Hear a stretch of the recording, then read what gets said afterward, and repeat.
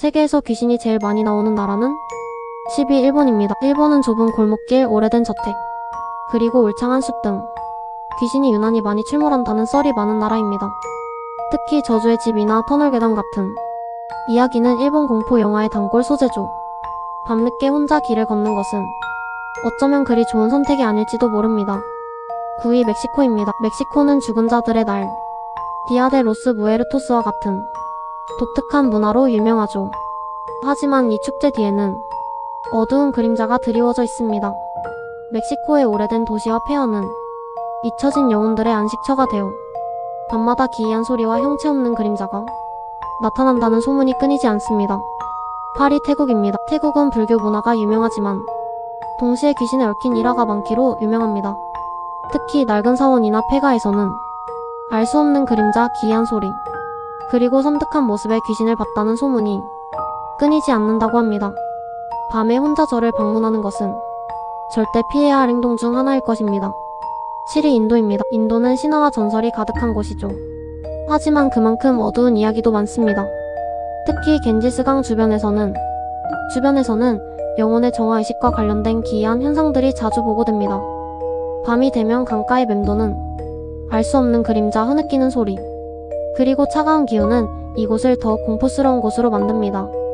6위 이탈리아입니다. 이탈리아는 아름다운 건축물과 예술작품으로 유명하지만 그 뒤에는 수많은 역사적 비극과 관련된 이야기들이 숨겨져 있습니다. 고대 로마 시대의 유적, 중세 시대의 성, 그리고 르네상스 시대의 저택에서는 과거의 영혼들이 여전히 머물고 있다는 소문들이 끊이지 않습니다. 특히 어두운 밤에 오래된 저택에 방문하는 것은 정말 끔찍한 경험이 될 수 있습니다. 5위 미국입니다. 미국은 다양한 문화와 인종이 섞여 있는 곳이지만 동시에 수많은 미스터리한 사건과 관련된 장소들이 많습니다. 낡은 정신병원, 버려진 교도소, 오래된 묘지에서는 알 수 없는 그림자, 섬뜩한 소리, 그리고 차가운 기운이 느껴진다는 이야기가 많이 전해옵니다. 특히 할로윈 밤에 이런 곳들을 방문하는 것은 정말 끔찍한 경험이 될 수 있습니다. 4위 아일랜드입니다. 아일랜드는 켈트 신화와 관련된 다양한 전설을 가지고 있습니다. 오래된 성과 숲에서는 과거의 영혼들이 나타나고 알 수 없는 소리와 기이한 현상들이 벌어진다는 이야기가 끊이지 않습니다. 특히 으스스한 분위기의 성을 혼자 방문하는 것은 절대 피해야 할 행동입니다. 3위 영국입니다. 영국은 어두운 역사와 관련된 많은 이야기들을 품고 있습니다. 런던 타워, 험프리 경의 유령, 그리고 숱한 살인 사건의 현장에서는 여전히 영혼들이 머물고 있다는 소문이 끊이지 않습니다. 특히 밤에 으스스한 분위기의 런던 거리를 걷는 것은 정말 무서운 경험이 될 것입니다. 2위 대한민국입니다. 우리나라는 예로부터 귀신 이야기가 끊이지 않는 곳입니다.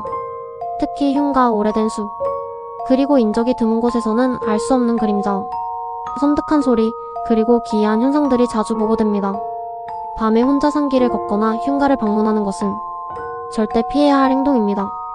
특히 최근에는 도시괴담도 많이 생겨나고 있으니 밤늦게 혼자 다니는 것은 조심해야 합니다.